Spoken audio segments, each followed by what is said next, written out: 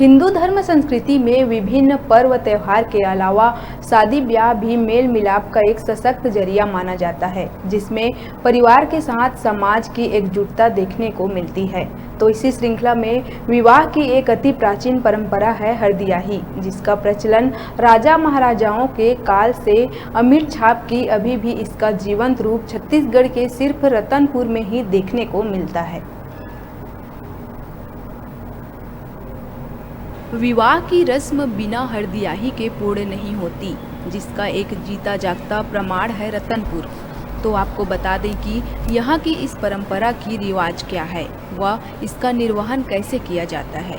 इस हरदियाही की परंपरा में बारात के एक दिन पहले सांझ ढलते ही गोधीली बेला में विवाह स्थल पर हरदियाही की बुलावे में आमंत्रित लोगों का गर्मजोशी से स्वागत अभिनंदन किया जाता है, जिसमें आगंतुकों को बड़े ही आदर के साथ दरी या कुर्सी पर बिठाया जाता है और लोग एक दूसरे का हालचाल पूछते बड़े ही प्रसन्नचित्त नजर आते हैं।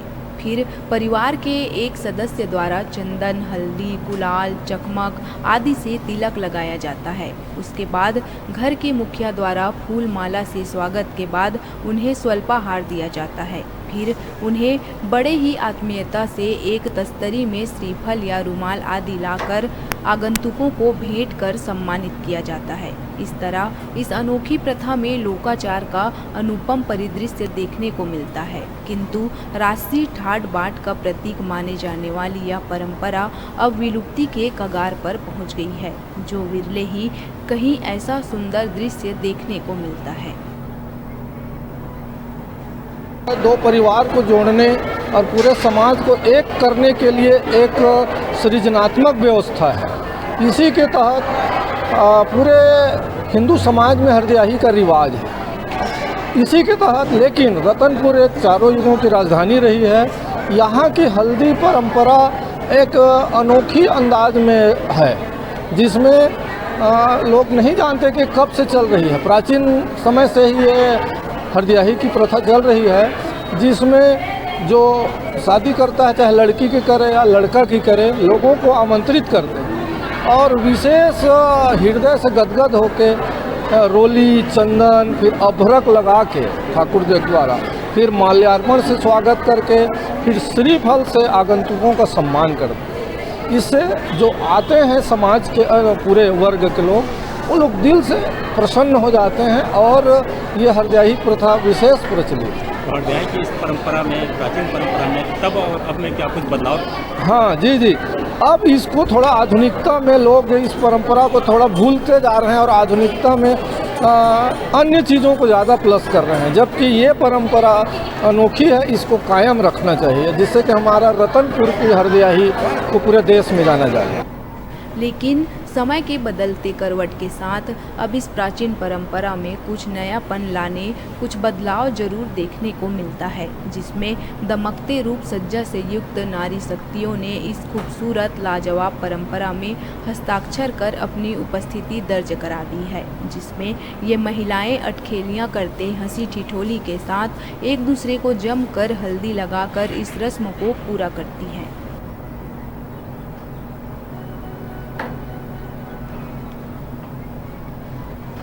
छत्तीसगढ़ में सही में आज हरदियाही का स्वरूप बदलता हुआ नज़र आ रहा है और बहुत कुछ पहले से बदल गया, लेकिन रतनपुर में हमारे चूँकि ये छत्तीसगढ़ की राजधानी रही है, करीब 800 वर्षों तक लगातार राजाओं की शासन रही है, तो राजवाड़ा का जो हरदियाही होता रहा है पहले से, वही छाप पड़ा हुआ है। लेकिन धीरे धीरे इसको स्वरूप को लोग भूलते जा रहे हैं, लेकिन कुछ जगह पर अभी भी इसको जान रहे हैं, उसी तरह से करते हैं। इसमें बुलावा दिया जाता है और गुलाल, चंदन, इत्र से स्वागत किया जाता है, माल्यार्पण किया जाता है और एक श्रीफल के द्वारा स्वागत करते हैं। और कई लोग कपड़ों का तो भी स्वागत करते हैं, कभी कोई धोती देते हैं, कोई शर्ट पैंट देते हैं।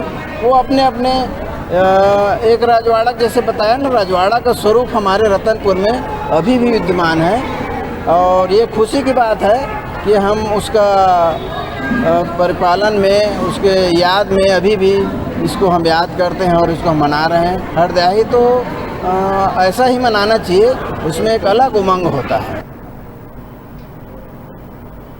समय हो चला है छोटे से ब्रेक का, देखते रहिए न्यूज़ 36।